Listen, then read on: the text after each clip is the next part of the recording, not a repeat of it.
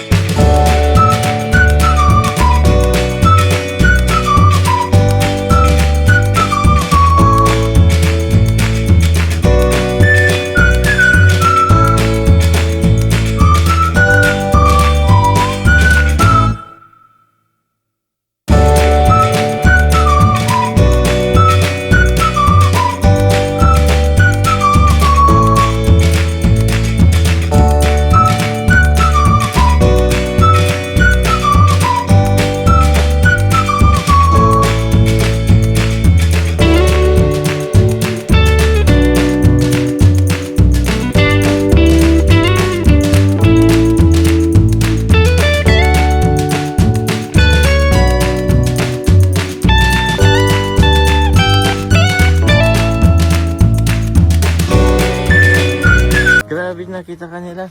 Pwede kang pumasok? Kaya mo ba? itong Mamaya na lang yan. Sige, mamaya na lang yan. Taan na. Let's go. Yan po, papasok po si Carla. Pwede papasok tayo. Ay, Jenny Rose. ang ganda niya. Ay! May bisita pa ako, Nay. Wawa man tulog ang baby. Kakatulog pala. Andiyan po yung baby? Kakatulog pa lang po. Ang liit lang ng ano nila. Diyan po kayo lahat, nanay natulog po. Opo. Grabe. Kasi po sila dyan. Ganito. Ganyan lang. Ano? Kumusta? Siya po mga kalingap. Ito po yung bahay po na inaano po natin. Pinapabahayan po. Pero yun.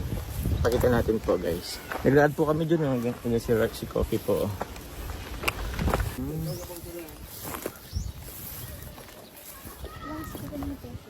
Ano to? Ano to eh?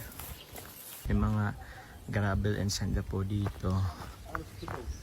Ito po yung papabahayan po na area. Yun po, bali ano siya eh, 2 meters po galing dito sa may daanan. Nag-umusot po tayo doon. Meron na po siyang kubo-kubo. Tapos, yun po. Tingnan po natin. May budget naman po ako. Kahit papano, nakapag-ipon din po kahit papano. After nung pabay kayo na naninesa, ito naman. Akala ko nga po mga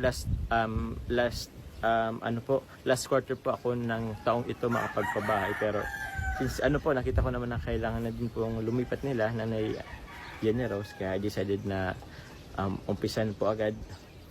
Though may ipon pang konti, pero ipon-ipon na lang guys. Kaya yun po, malaking tulong po yung panonood pagmamarta nyo po guys. Yung mga hindi po pag-skip ng ads, laking tulong po yan sa ating pong pabahay. Pero yun, maraming salamat po.